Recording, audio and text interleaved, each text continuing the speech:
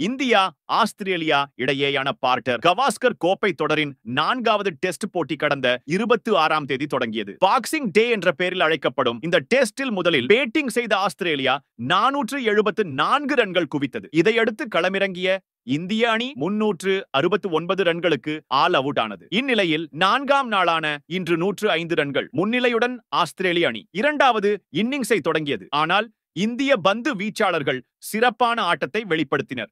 ஆஸ்திரேலியாவின் தொடக்க வீரர்களான சாம் 8 ரன்னிலும் குவாஜா 21 ரன்னிலும் ஆட்டமிழந்தனர். தற்போது 4ஆம் நாள் ஆட்டத்தின் உணவு இடைவேளை வரை ஆஸ்திரேலிய அணி 2 விக்கெட்டுகள் இழப்பிற்கு 80 ரன்கள் எடுத்துள்ளது. ஆஸ்திரேலிய அணி 185 ரன்கள் முன்னிலையில் உள்ள நிலையில் ஆட்டம் பரபரப்பான கட்டத்தை எட்டியுள்ளது.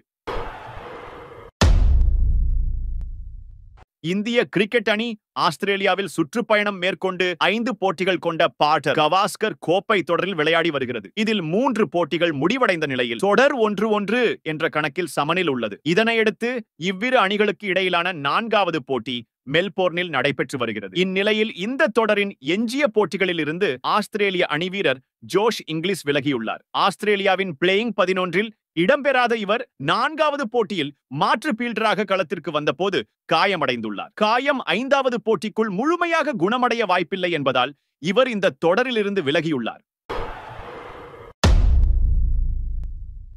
ஆஸ்திரேலியாவுக்கு சுற்றுப்பயணம் மேற்கொண்டுள்ள இந்திய அணி 5 போட்டிகள் கொண்ட டெஸ்ட் தொடரில் விளையாடி வருகிறது. இதில் இரு அணிகள் இடையிலான 4வது டெஸ்ட் போட்டி மெல்போர்னில் நடைபெற்று வருகிறது. 4வது டெஸ்ட் போட்டியின் 4ஆம் நாளில் 2வது இன்னிங்ஸில் பேட்டிங் செய்த ஆஸ்திரேலியா அணி இன்றைய ஆட்ட நேர முடிவில் 9 விக்கெட்டுகள் இழப்புக்கு 228 ரன்களை எடுத்துள்ளது. இதன் மூலம் அந்த அணி 333 ரன்கள் முன்னிலை பெற்றுள்ளது. பேட்டிங்கில் ஆஸ்திரேலியா சார்பில் மார்னஸ் லபுஷேன் 70 ரன்களையும் பேட் கம்மின்ஸ் 41 ரன்களை எடுத்து ஆட்டமிழந்தனர். கடைசி விக்கெட்டுக்கு ஜோடி சேர்ந்த நேதன் லயன் 41 ரன்களை அடித்துள்ளார். இவருடன் ஆடிய ஸ்காட் போலண்ட் 10 ரன்களுடன் களத்தில் உள்ளனர். இன்றைய ஆட்ட நேர முடிவில் இந்தியா சார்பில் ஜஸ்பிரித் பும்ரா 4 விக்கெட்டுகளையும் முகமது சிராஜ் 3 விக்கெட்டுகளையும் ரவீந்திர ஜடேஜா 1 விக்கெட் கைப்பற்றினர்.